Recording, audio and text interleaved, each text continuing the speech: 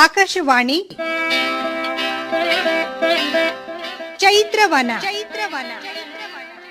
ಲಕ್ಷ್ಮೀಶನ ಜೈಮಿನಿ ಭಾರತದ ಸಮಗ್ರ ವಾಚನ ವ್ಯಾಖ್ಯಾನ ಕಾರ್ಯಕ್ರಮ. ಪ್ರಸ್ತುತಿ ಡಾಕ್ಟರ್ ಎಎಸ್ ಶಂಕರನಾರಾಯಣ. ಪ್ರಿಯ ಕೇಳಿಗರೆ, ನಿಮಗೆಲ್ಲರಿಗೂ ನಮಸ್ಕಾರಗಳು ಹಾಗೂ ಚೈತ್ರವನ ಕಾರ್ಯಕ್ರಮಕ್ಕೆ ಆತ್ಮೀಯವಾದ ಸ್ವಾಗತ. ಇವತ್ತಿನ ಕಾರ್ಯಕ್ರಮದಲ್ಲಿ ಲಕ್ಷ್ಮೀಶನ ಜೈಮಿನಿ ಭಾರತದ 17ನೆಯ ಸಂಧಿಯ ಕೆಲ ಪದ್ಯಗಳ ವಾಚನ ಹಾಗೂ ವ್ಯಾಖ್ಯಾನವನ್ನು ಕೇಳಲಿದ್ದೀರಿ.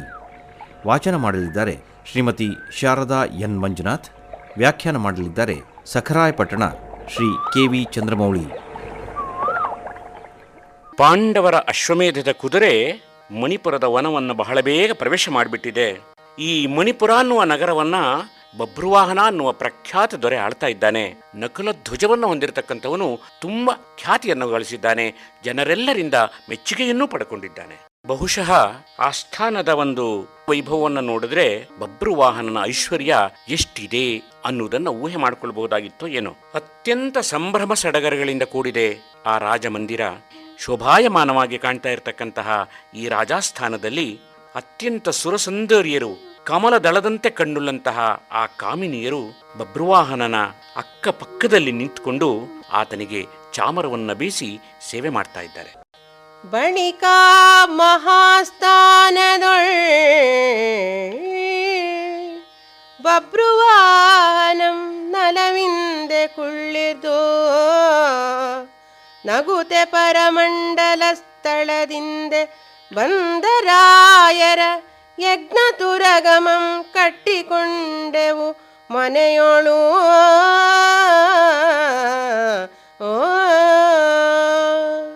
ಕೊಳುಗುಳಕ್ಕೆ ಮಿಡುಕುವರ್ ನಾಳೆ ನಾವಿನ್ನು ಹಿಂದುಳಿಯಬಾರದು. ಕದನ ಕನುವಾಗಿರಲಿ ಪಾಯದಳವೆಂದು ನುಡಿದಂ. ಸುಬುದ್ಧಿ ಮೊದಲಾಗಿಹ ಶಿರಪ್ರಧಾನಿಗಳ ಕೂಡೆ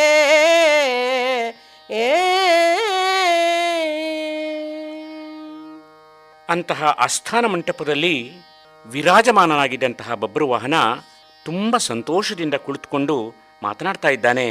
ನಗುನಗುತ್ತಾ ಎಲ್ಲರ ಯೋಗಕ್ಷೇಮಗಳನ್ನು ವಿಚಾರಿಸಿದ್ದಾನೆ. ನಾವೀಗ ಪರದೇಶದಿಂದ ಆಗಮಿಸಿದಂತಹ ರಾಜರ ಯಜ್ಞಾಶ್ವವನ್ನು ಕಟ್ಟಿಬಿಟ್ಟಿದ್ದೇವೆ. ನಾಳೆ ನೀವೆಲ್ಲರೂ ಯುದ್ಧಕ್ಕೆ ಸನ್ನದ್ಧರಾಗಿರಬೇಕು. ಯಾವ ಕಾರಣಕ್ಕೂ ಮುಂದೆ ಇಟ್ಟ ಹೆಜ್ಜೆಯನ್ನು ಹಿಂದೆ ತೆಗೆಯಬಾರದು. ಚತುರಂಗ ಬಲಗಳು ಕೂಡ ತಮ್ಮ ಸಿದ್ಧತೆಗಳನ್ನು ಮಾಡಿಕೊಳ್ಳಿ ಎಂಬುದಾಗಿ ಆದೇಶವನ್ನು ಕೊಟ್ಟಾಗ ಅಲ್ಲಿ ನೆರೆದಿದ್ದಂತಹ ಸುಬುದ್ಧಿ ಮುಂತಾದ ಎಲ್ಲ ರಾಜಪ್ರಮುಖರು ಕೂಡ ಒಪ್ಪಿಕೊಂಡಿದ್ದಾರೆ. ರಾಜನ ಆದೇಶದಿಂದ ಸುಬುದ್ಧಿ ಅನ್ನತಕ್ಕಂಥ ಮಂತ್ರಿ ಉಳಿದೆಲ್ಲರಿಗೆ ವಿಚಾರಗಳನ್ನು ಹೇಳಿದಾಗ ಎಚ್ಚರಿಕೆಯನ್ನೂ ನೀಡುತ್ತಾ ಇದ್ದಾನೆ. ನಾವು ಎಲ್ಲ ಸಿದ್ಧರಾಗಿರಬೇಕು ಅನ್ನುವ ಮಾತನ್ನು. ಇಂತಿಲ್ಲಿ ನಡೆದ ಅಖಿಲ ವೃತ್ತಾಂತಮಂ ಕೇಳ್ದ ಅಂತಃಪುರದೊಳರ್ಜುನನ ಗುಣಾವಳಿಗಳಂ ಸಂತತಂ ನೆನೆದು ಚಿಂತಿಪ ಬಭ್ರುವಾಹನನ ನಿಜ ಮಾತೆ ಚಿತ್ರಾಂಗದೆ ಸಂತೋಷಮಂ ತಾಳು ತನಯನೋಲಗಕ್ಕೆ ಭರದಿಂ ತಳರ್ತಿದಿರೇಳ್ವ ಕುವರನೋ ಭರದಿಂ ತಳದಿರೇಳ್ವ ಕುವರನಂ ತೆಗೆದಪ್ಪಿ ಕುಂತೀಸುತನ ವಾಜಿಯಂ ಕಟ್ಟಿದೆ ಮಗನೇ ಲೇಸು ಮಾಡಿದೆ ಎಂದಳು.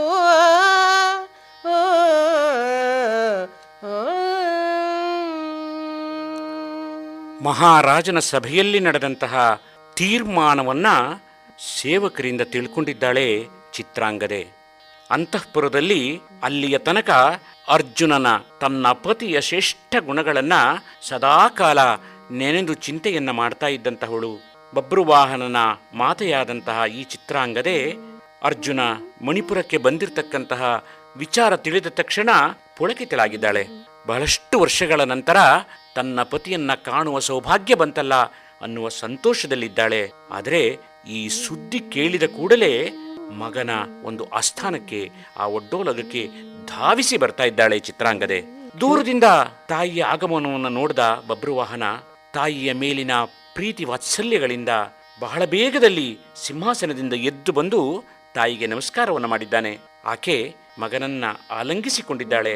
ಅಯ್ಯ ಬಬ್ರುವಾಹನ, ಕುಂತಿಯ ಮಗನಾದ ಪಾರ್ಥನ ಕುದುರೆಯನ್ನ ಕಟ್ಬಿಟ್ಟೇನಪ್ಪ, ಬಹಳ ಒಳ್ಳೆ ಕೆಲಸ ಮಾಡ್ಬಿಟ್ಯಪ್ಪ, ಎಲ್ಲಿಂದ ಕಲಿತೆ ಇಂಥ ಬುದ್ಧಿಯನ್ನ ಅಂತ ಹೇಳಿ ಸ್ವಲ್ಪ ಜೋರು ಧ್ವನಿಯಲ್ಲಿ ಒಂದಿಷ್ಟು ವ್ಯಂಗ್ಯವೂ ಇರುವ ಹಾಗೆ ಆಕೆ ಮಗನನ್ನ ಕೇಳ್ತಾ ಇದ್ದಾಳೆ. ಶುದ್ರ ಬುದ್ಧಿಯನೆಲ್ಲಿ ಕಲಿತೆ ನೀನೀ ಪರಿ ಗುರುದ್ರೋಹಕ್ಕೆಂತೂ ತೊಡರ್ದುದು ನಿನ್ನ ಮನ ಮಕಟ ಮದ್ರಮಣನಾಗಮ ನಿನಗೆ ವಿರಹಿತ ಮಾದುದು ಆತನುದರದೊಳೆ ಜನಿಸಿ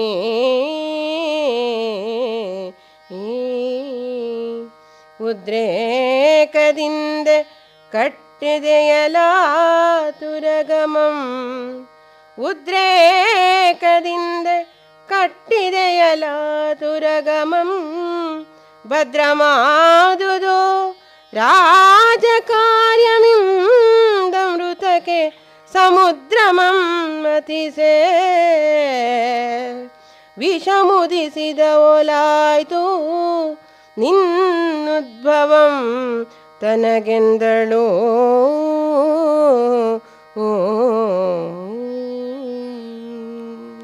ವೀರ ಪಾರ್ಥನ ಯಜ್ಞಾಶ್ವದ ಕುದುರೆಯನ್ನ ಕಟ್ಟತಕ್ಕಂತಹ ಈ ಕೀಳು ಬುದ್ಧಿಯ ಈ ಕೆಟ್ಟ ಯೋಚನೆ ಹೇಗೆ ಬಂತು ನಿನಗೆ? ನಿನ್ನ ಮನಸ್ಸು ಗುರುದ್ರೋಹಕ್ಕೆ ಹೇಗೆ ಒಪ್ಪಿಗೆ ಕೊಡ್ತಪ್ಪ? ಪಾರ್ಥನ ಪತ್ನಿಯಾದಂತಹ ನನ್ನ ಹೊಟ್ಟೆಯಲ್ಲಿ ಯಾಕಾದರೂ ಹುಟ್ಟುಬಿಟ್ಟಿಯೋ ಬಬ್ರುವಾಹನ, ನೀನು ಕೇವಲ ಉದ್ರೇಕದಿಂದ ದುಡುಕ್ಬಿಟ್ಟಿಯಲ್ಲಪ್ಪ, ಕುದುರೆಯನ್ನು ಕಟ್ಟಿಬಿಟ್ಟಿದ್ದೀಯಾ. ಇದು ನಿನಗೆ ಶ್ರೇಯಸ್ಸನ್ನ ತರತಕ್ಕಂಥ ವಿಚಾರ ಅಲ್ಲ.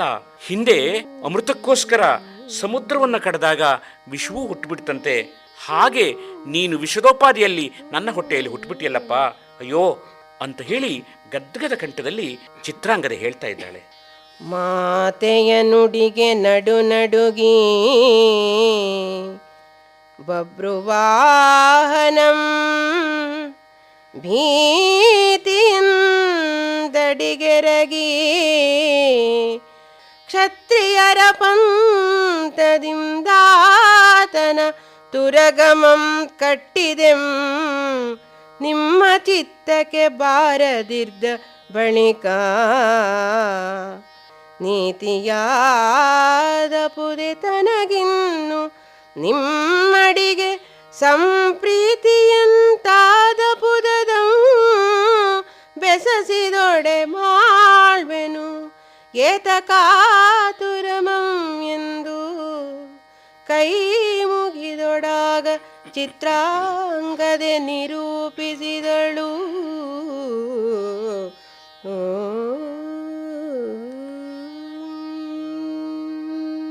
ತಾಯಿಯ ಮಾತುಗಳನ್ನು ಕೇಳ್ತಾ ಇದ್ದ ಹಾಗೆ ಬಬ್ರುವಾಹನ ನಡುಗಿ ಹೋಗ್ಬಿಟ್ಟ.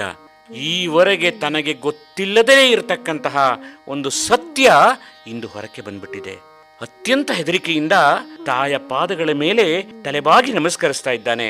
ಅಮ್ಮ, ಕ್ಷಾತ್ರ ಧರ್ಮಕ್ಕೆ ತಕ್ಕಂತೆ ಅರ್ಜುನನ ಕುದುರೆಯನ್ನ ಕಟ್ಟಿದನೆ ಹೊರತು ಬೇರೆಲ್ಲಮ್ಮ. ಖಂಡಿತ ನಾನು ಯಾವುದೇ ದುಷ್ಟ ಬುದ್ಧಿಯಿಂದ, ಕೇವಲ ದುಡುಕಿನಿಂದ ನಾನು ಕಟ್ಟಿಲ್ಲ.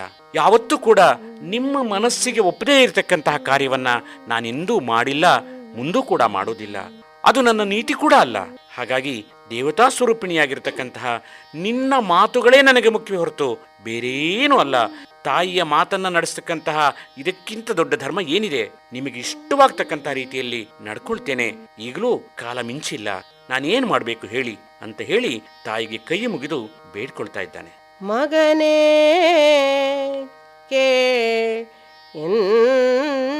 ಎನ್ನನೆಂದರ್ಜುನಂ ಬಿಟ್ಟು ನಿಜ ನಗರಿಗೈದಿದನಂದು ಮೊದಲಾಗಿ ತಾನವನನಗಲ್ದ ಸಂತಾಪದಿಂ ತಪಿಸುತ್ತಿದ್ದೆಂ ಪುಣ್ಯವಶದಿಂದ ಬಂದ ನಿಂದು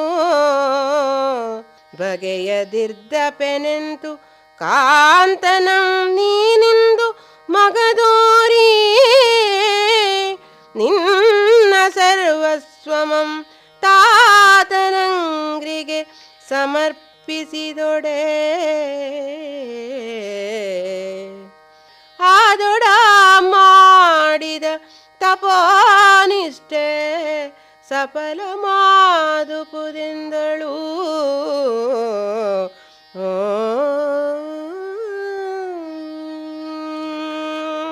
ಮಗನೇ ಬಬ್ರುವಾಹನ, ನನ್ನನ್ನು ಬಿಟ್ಟು ಬಿಟ್ಟು ಯಾವತ್ತು ಅರ್ಜುನ ತನ್ನ ನಗರಕ್ಕೆ ಹೋಗ್ಬಿಟ್ನೋ, ಹಿಂದೆ ತೀರ್ಥಯಾತ್ರೆಗೆ ಬಂದ ಸಂದರ್ಭದಲ್ಲಿ ನಾವು ಗಾಂಧರ್ವ ವಿವಾಹವನ್ನು ಮಾಡಿಕೊಂಡಿದ್ದು, ಆತ ನನ್ನನ್ನು ಬಿಟ್ಟು ಹೋದ ಮೇಲೆ ಅಂದಿನಿಂದ ಇಂದಿನ ತನಕ ಕೂಡ ನಾನು ಆತನ ಅಗಲಿಕೆಯ ನೋವನ್ನು ಅನುಭವಿಸ್ತಾ ಇದ್ದೇನೆ.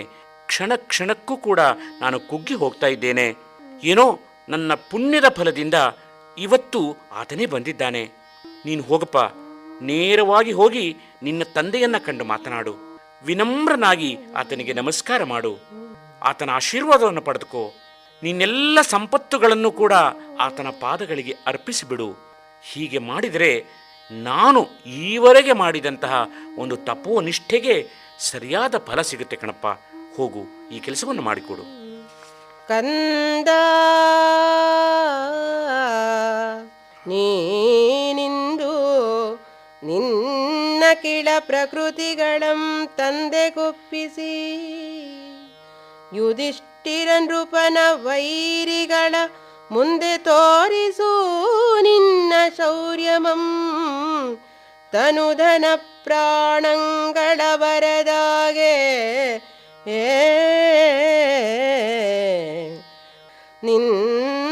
ನಿಂದೆಗೊಳಗಾಗದಿರ್ ದುಷ್ಟ ಸಂತಾನದಂ ತಂದಿಸದಿರಗತಿಯಂ ತನ್ನ ಪಾತಿವ್ರತ್ಯಕ್ಕೆಂದು ಸೂನುಗೆ ಬುದ್ಧಿ ಕಲಿಸಿ ಪಾರ್ಥನ ಬರವಿಗುಬ್ಬಿದಳ್ ಚಿತ್ರಾಂಗದೇ. ಕಂದನೆ, ಈಗಲೂ ಕಾಲ ಮಿಂಚಿಲ್ಲಪ್ಪ. ಒಂದು ಕ್ಷಣ ಯೋಚನೆ ಮಾಡು. ನಿನಗೆ ಈಗ ದೊರೆತಿರ್ತಕ್ಕಂತಹ ಈ ನಿನ್ನ ರಾಜ್ಯ, ಈ ದೇಹ ಎಲ್ಲವೂ ಪಾಂಡವರದ್ದೇ ಆಗಿದೆ. ಧರ್ಮರಾಯನ ವೈರಿಗಳು ಯಾರಿದ್ದಾರೋ ಅವರ ಎದುರಾಗಿ ನಿಂತು ನಿನ್ನ ಶೂರತನವನ್ನು ಪ್ರದರ್ಶನ ಮಾಡು. ನಿನ್ನ ಐಶ್ವರ್ಯ ಏನಿದೆ, ಪ್ರಾಣ ಎಲ್ಲ ಕೂಡ ಅರ್ಜುನನದೇ ಎಂಬ ಸತ್ಯವನ್ನು ತಿಳಿದುಕೊಪ್ಪ. ಲೋಕದ ಅಪವಾದಕ್ಕೆ ಗುರಿಯಾಗಬೇಡ, ಧರ್ಮಭ್ರಷ್ಟನಾಗಬೇಡ. ಯುಧಿಷ್ಠಿರನ ಆ ಅಶ್ವಮೇಧದ ಯಜ್ಞದ ಕಾರ್ಯವನ್ನು ಸಾಂಗಗೊಳಿಸಲಿಕ್ಕೆ ನೀನು ಅರ್ಜುನನಿಗೆ ಕೈ ಜೋಡಿಸು. ಹೊರಡು.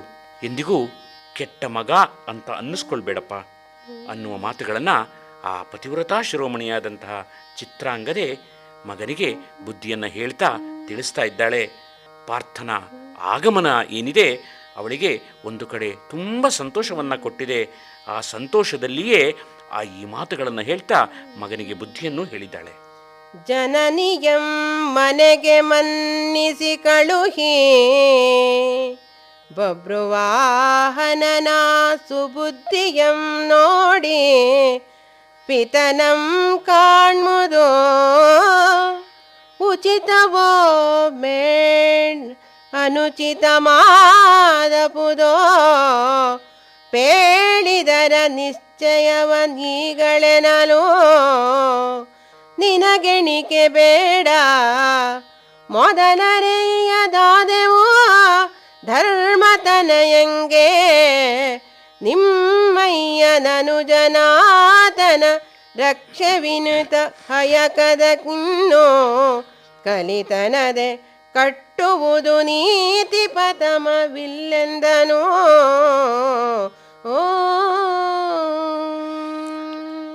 ತುಂಬಿದ ಸಭೆಯಲ್ಲಿ ಬಬ್ರುವಾಹನ ತಾಯಿಗೆ ಗೌರವದಿಂದ ನಮಸ್ಕಾರ ಮಾಡಿದ್ದಾನೆ. ಅವಳನ್ನು ಮನೆಗೆ ಕಳಿಸಿಕೊಟ್ಟಿದ್ದಾನೆ.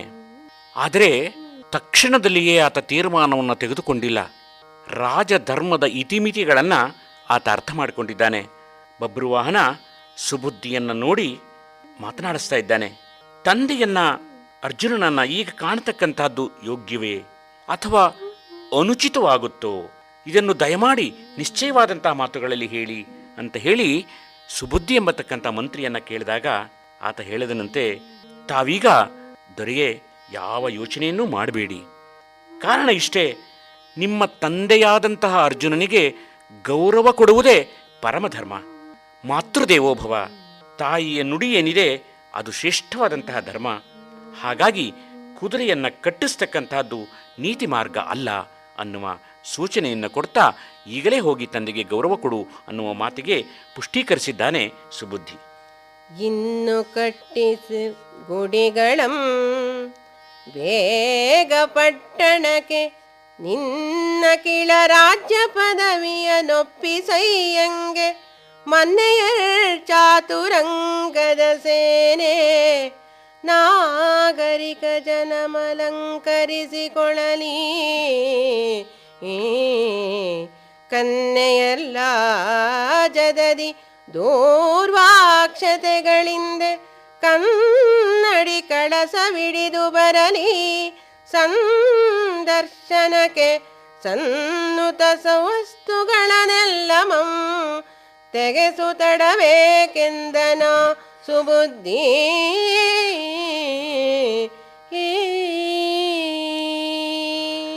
ಮಹಾಸ್ವಾಮಿ, ಈ ಕ್ಷಣವೇ ನಿನ್ನೆಲ್ಲ ರಾಜಪದವಿಯನ್ನ, ಸಾಮಂತರನ್ನ, ಚತುರಂಗ ಸೇನಾಬಲವನ್ನ ಅರ್ಜುನನಿಗೆ ಸಮರ್ಪಣೆ ಮಾಡಿಬಿಡು. ಬಹಳ ದೊಡ್ಡದಾದಂತಹ ಉತ್ಸವದ ಆಚರಣೆ ನಗರದಲ್ಲಿ ನಡೆಯಲಿ. ನಾಗರಿಕರೆಲ್ಲರೂ ಕೂಡ ಅಲಂಕಾರಗೊಂಡು ಬರಲಿ. ಕನ್ಯೆಯರೆಲ್ಲವೂ ಅರಳು, ಮೊಸರು, ದೂರ್ವೆ, ಅಕ್ಷತೆ ಈ ಮುಂತಾದ ಮಂಗಳ ದ್ರವ್ಯಗಳನ್ನು, ಕಳಸ ಕನ್ನಡಿಗಳನ್ನು ಹಿಡಿದುಕೊಂಡು ಬರಲಿ. ಪಾರ್ಥನ ಸಂದರ್ಶನಕ್ಕೋಸ್ಕರ ಶ್ರೇಷ್ಠವಾದಂತಹ ಎಲ್ಲ ವಸ್ತುಗಳನ್ನು ತೆಗೆದು ಜೋಡಿಸಪ್ಪ, ತಡ ಮಾಡಬೇಡ ಅಂತ ಹೇಳಿ ಬಬ್ರುವಾಹನನಿಗೆ ಸುಬುದ್ಧಿ ಹೇಳಿದ್ದಾನೆ.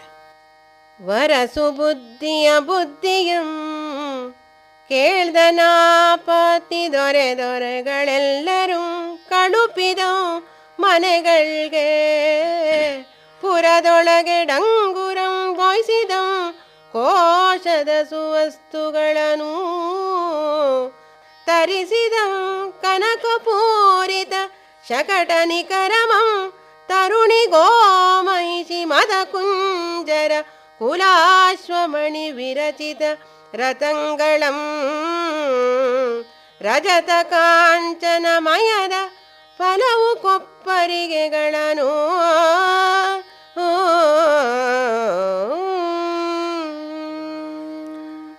ತನ್ನ ಹೆಸರಿನಂತೆಯೇ ಶ್ರೇಷ್ಠನಾದಂತಹವನು ಸುಬುದ್ಧಿ. ಅವನ ಬುದ್ಧಿ ಮಾತುಗಳನ್ನು ಬಬ್ರುವಾಹನ ಕೇಳಿದ ಕೂಡಲೇ ಎಲ್ಲ ರಾಜರನ್ನು ಹೊರಡಿಸಿ ನಗರದಲ್ಲಿ ಡಂಗುರ ಹೊಡಿಸ್ತಾ ಇದ್ದಾನೆ. ರಾಜ ಭಂಡಾರದ ಎಲ್ಲ ಉತ್ತಮ ವಸ್ತುಗಳನ್ನು ಸಂಗ್ರಹ ಮಾಡಿ ತರಿಸಿದ್ದಾನೆ.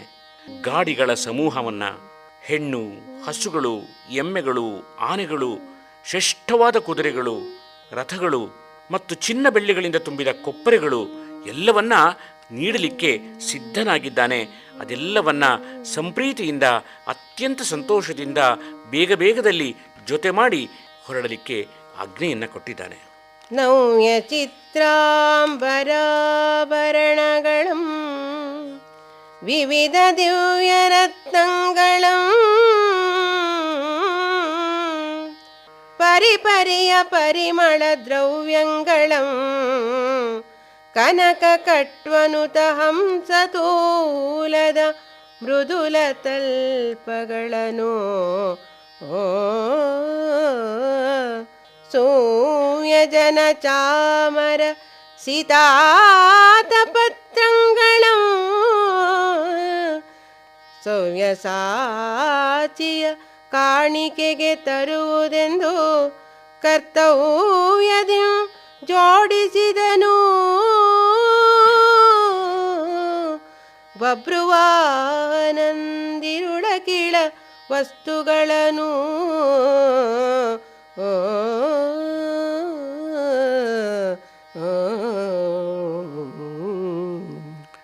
ಹೊಸ ಹೊಸದಾಗಿರುವ ಚಿತ್ರ ವಿಚಿತ್ರದಿಂದ ಕೂಡಿರತಕ್ಕಂತಹ ವಸ್ತ್ರಗಳು, ಆಭರಣಗಳು, ನಾನಾ ರೀತಿಯ ಶ್ರೇಷ್ಠ ರತ್ನಗಳು, ಬಹುವಿಧವಾಗಿರ್ತಕ್ಕಂತಹ ಪರಿಮಳ ದ್ರವ್ಯಗಳು, ಚಿನ್ನದಿಂದ ನಿರ್ಮಾಣವಾಗಿರ್ತಕ್ಕಂತಹ ಹಂಸ ತೋಲಿಕಾ ತಲ್ಪವನ್ನು, ಮೃದು ಹಾಸಿಗೆಗಳನ್ನು ಒಳಗೊಂಡಿರ್ತಕ್ಕಂತಹ ಆ ಶ್ರೇಷ್ಠವಾದಂತಹ ಮಂಚಗಳನ್ನು, ಛತ್ರ ಚಾಮರಗಳನ್ನು ತರಿಸಿದ್ದಾನೆ.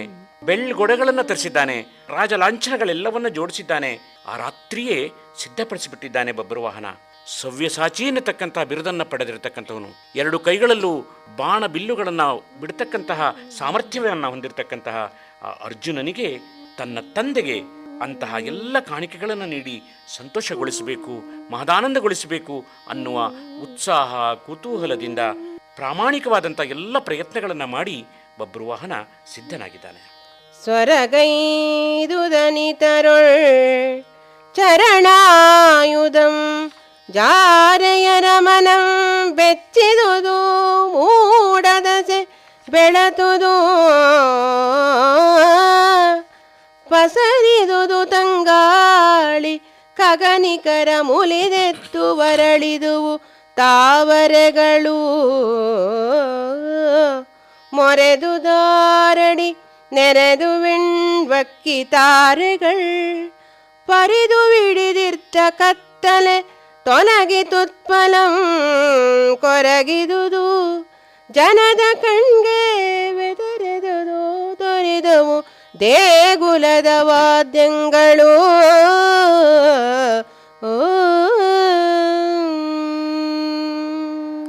ಲಕ್ಷ್ಮೀಶನಿಗೆ ಕವಿಚೂತ ವನಚೈತ್ರ ಎಂಬತಕ್ಕಂಥ ಒಂದು ಬಿರುದು ಕೂಡ ಇದೆ. ನಿಜಕ್ಕೂ ಕೂಡ ಆತನ ಕಾವ್ಯದಲ್ಲಿ ಹಾಸುಹೊಕ್ಕಾಗಿ ಎಲ್ಲವೂ ಕೂಡ ನಾವು ನೋಡಬಹುದು. ಅದನ್ನು ಸೂರ್ಯೋದಯದ ವರ್ಣನೆಯನ್ನು ಇಲ್ಲಿ ಹೇಗೆ ಹೇಳ್ತಾ ಇದ್ದಾನೆ. ಅಷ್ಟೊತ್ತಿಗೆ ಕೋಳಿ ಕೂಗಿದೆಯಂತೆ, ಮೂಡಲ ದಿಕ್ಕಿನಲ್ಲಿ ಬೆಳಕಿನ ಕಿರಣಗಳು ನಿಧಾನವಾಗಿ ಗೋಚರವಾಗ್ತಾ ಇದೆ. ತಂಪಾದ ಗಾಳಿ ಬೀಸಿದ ಕೂಡಲೇ ಗೂಡಲ್ಲಿ ವಿಶ್ರಾಂತಿಯಲ್ಲಿದ್ದಂತಹ ಎಲ್ಲ ಪಕ್ಷಿಗಳು ಕೂಡ ಚಿಲಿಪಿಲಿಗುಟ್ತಾ ಹೊರಕ್ಕೆ ಹೊರಟಿದೆಯಂತೆ ದಿನದ ಸಂಚಾರಕ್ಕೋಸ್ಕರ. ತಾವರೆಗಳು ನಿಧಾನವಾಗಿ ಅರಳ್ತಾ ಇದೆ. ಅಷ್ಟೇ ನಿಧಾನವಾಗಿ ನಕ್ಷತ್ರಗಳು ಕೂಡ ಕಾಣದಂತೆ ಆಗ್ತಾ ಆಗ್ತಾ ಕತ್ತಲೆ ದೂರವಾಗ್ತಾ ಇದೆಯಂತೆ. ಚಕೋರ ಪಕ್ಷಿಗಳು ನಿಧಾನವಾಗಿ ಕೊರಗಿ ಕೊರಗಿ ವಿರಹವನ್ನು ಪ್ರಾರಂಭ ಮಾಡಿಕೊಳ್ತಾ ಇದ್ದುವಂತೆ. ಜನರ ಕಣ್ಣಿನ ರೆಪ್ಪೆಗಳು ನಿಧಾನವಾಗಿ ತೆರೀಲಿಕ್ಕೆ ಪ್ರಾರಂಭವಾಗಿದೆ. ಅದೇ ಸಮಯದಲ್ಲಿ ಆ ಬೆಳಗಿನ ಜಾವದಲ್ಲಿ ದೇವಾಲಯಗಳಿಂದ ವೇದವಾದ್ಯದ ಧ್ವನಿಗಳು ಮೊಡಗ್ತಾ ಇದ್ದುವೆ. ಅರಳ್ದ ಶೋಣಾಂಬುಜ ಛಾಯೆಗಳಡರ್ದುವೆನೆ ಭರದಿಂದ ಕತ್ತಲೆಯ ಮೇಲೆ ಬಹರವಿಯರತ ತುರಗ ಹುರಪುಟದಿಂದ ಮೇಳ್ವಕೆಂದೊಳ್ಗಲೆನೆ ಪ್ರಾಚೀನಿತಂ ಭವತಿಗೆ ಸರಸದಿಂ ತರಣಿಯೊಳ್ ನೆರೆವಾ ಸಮಯದೊಳಾದ ಕರರುಹಕ್ಷತದ ಕಿಸುಬಾಸುಳ್ಗಳನೆ ಸವಿಸ್ತರದ ಸಂಧ್ಯಾರಾಗಮೈದೆ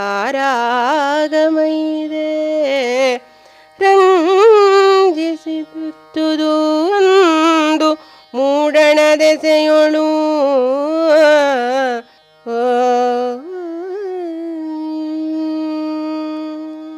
ಮಣಿಪುರದಲ್ಲಿ ಒಂದು ವಿಶೇಷವಾದ ದಿನ ಪ್ರಾರಂಭವಾಗ್ತಾ ಇದೆ. ರವಿಯ ಉದಯಕ್ಕೆ ಕಮಲ ದಳಗಳು ಅರಳ್ತಾ ಇದೆ. ಕತ್ತಲೆಯ ಮೇಲೆ ಸೂರ್ಯನ ರಥದ ಕುದುರೆಯ ಕಾಲಿನ ಶಬ್ದ, ಅದರಿಂದ ಹೇಳ್ತಾ ಇರತಕ್ಕಂತಹ ಕೆಂಪಾದ ಧೂಳಿನ ಹಾಗೆ ಪೂರ್ವ ದಿಕ್ಕಿನಲ್ಲಿ ಅರುಣೋದಯ ಮುಗಿದು ಸೂರ್ಯನ ಉದಯವಾಗಿದೆ. ಸರಸದ ಸಮಯದಲ್ಲಿ ತರುಣಿಯಲ್ಲಿ ಉಂಟಾಗತಕ್ಕಂತಹ ನಾಚಿಕೆಯಿಂದ ಕೆಂಪೇರುವ ಮುಖದ ಹಾಗೆ ಸೂರ್ಯೋದಯ ಮನಸ್ಸನ್ನು ಆಕರ್ಷಿಸಿ ಕಾಣ್ತಾ ಇದೆ. ಜಿತತಮಂ ಭುವನ ಮಧ್ಯ ಪ್ರಕಾಶಂ ವಿರಾಜಿತವರಾ ಶ್ರೀಧರಂ ಪಂಚಮುಖಮೂರ್ತಿನು ಮುತಕಾಶ್ಯಪಂ ರಾಜತೇಜೋಹರಂ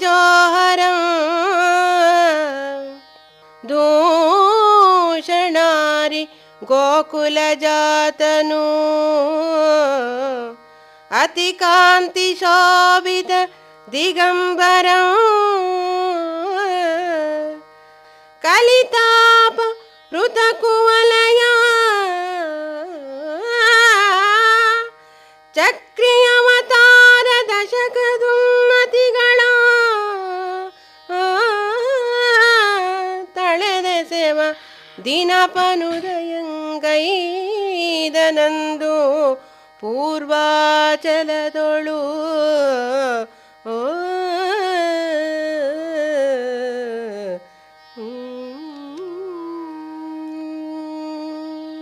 ದಟ್ಟವಾದ ಕತ್ತಲೆಯನ್ನ ಹೊಡೆದೋಡಿಸ್ತಾ ರವಿ ಮೇಲೇಳ್ತಾ ಇದ್ದಾನೆ. ಇಡೀ ಭೂಮಂಡಲಕ್ಕೆ ತನ್ನ ಪ್ರಕಾಶವನ್ನ ಮೂಡಿಸಿ ಮೆರೆಸ್ತಾ ಇದ್ದಾನೆ. ಎಲ್ಲ ಜೀವಿಗಳನ್ನು ಕಾಪಾಡತಕ್ಕಂಥವನು, ಪಂಚಭೂತಗಳಲ್ಲಿ ಒಂದಾದಂಥವನು, ಶಕ್ತಿ ಸ್ವರೂಪನಾಗಿರ್ತಕ್ಕಂಥವನು, ಮಹಾವಿಷ್ಣು ಸ್ವರೂಪನಾಗಿರ್ತಕ್ಕಂಥವನು, ಕಶ್ಯಪ ಗೋತ್ರದವನು. ಅಷ್ಟೇ ಅಲ್ಲ, ಅತ್ಯಂತ ಹೆಚ್ಚಿನ ಪ್ರತಿಭಾವಲಯ ಸಂಪನ್ನನೂ ಆಗಿರ್ತಕ್ಕಂತಹ, ಎಲ್ಲ ದಿಕ್ಕುಗಳನ್ನೇ ತನ್ನ ವಸ್ತ್ರವನ್ನಾಗಿ ಉಳ್ಳಂತಹವನು, ಉದಯದಲ್ಲಿ ಚಿಗುರಿನ ಬಣ್ಣದ ಕಾಂತಿಯನ್ನು ಹೊಂದಿದವನು ಆ ಸೂರ್ಯ ದೇವ. ದಿಕ್ಕುಗಳಿಗೆ ಉನ್ನತಿ ಹೊಂದಿದಂತಹ ಬೆಳಕನ್ನು ನೀಡ್ತಾ ಆ ಅಪೂರ್ವವಾದಿರತಕ್ಕಂತಹ ದಿನದಲ್ಲಿ ಪೂರ್ವ ದಿಕ್ಕಿನಲ್ಲಿ ಹುಟ್ಟುತ್ತಾ ಇದ್ದಾನೆ. ಒಂದು ದೊಡ್ಡ ವಿಶೇಷವಾದ ಘಟನೆ ನಡೆಯುವ ಮುನ್ಸೂಚನೆಯನ್ನ ಆತ ಈ ರೀತಿ ಕೊಟ್ಟಿದ್ದಾನಂತೆ. ಒಂದು ಮಾರ್ಗದೊಳೆ ನಡೆಯದೆ ಸದಾ ದ್ವಿಜನಿಕರದಂದಮಂ ಕಿಡಿಸಿ ಗುರುಬುಧ ಮಂಗಳೋನ್ನತಿಗೆ ಕುಂದನಿತ್ತುದರಿಂದ ಸಾರಥಿ ಹೆಳವನಾದನಾತ್ಮಜಂ ಲೋಕವರಿಗೆ ಮಂದನಾದಂ ನಿನ್ನ ಪತಿಗೆಂದು ಪದ್ಮಿನಿಯ ಮುಂದೆ ನಗುವ ಸಿತೋತ್ಪಲಂಗಳಿನನುದಯದೊಳ್ಕಂದಿದವೋ ಪರನಿಂದೆಗೈದರ್ಗೆ ಪರಿಭವಂ ಕೈಯೊಡನೆ ತೋರದಿಹುದೇ.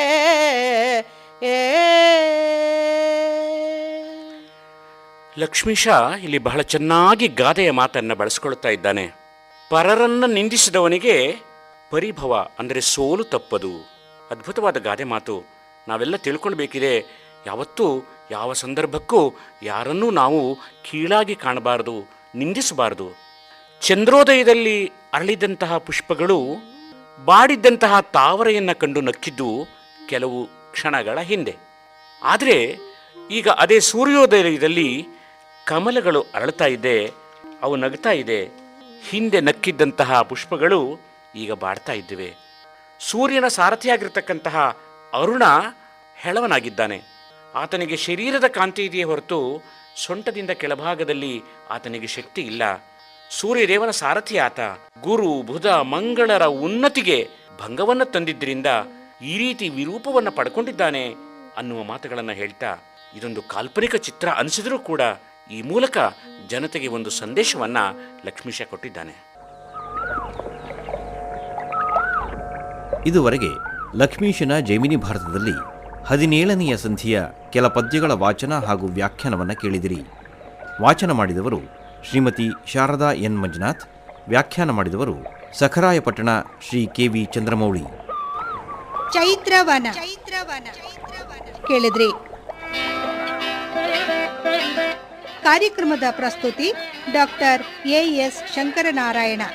ನಿರ್ಮಾಣ ನೆರವು ಸಂಜೀವ ಆರ್ ನಾಮಣ್ಣವರ್. ಇದು ಇಂದಿನ ಚೈತ್ರವನ. ಈ ಕಾರ್ಯಕ್ರಮ ಆಕಾಶವಾಣಿ ಭದ್ರಾವತಿ ಕೇಂದ್ರದ ಕೊಡುಗೆ.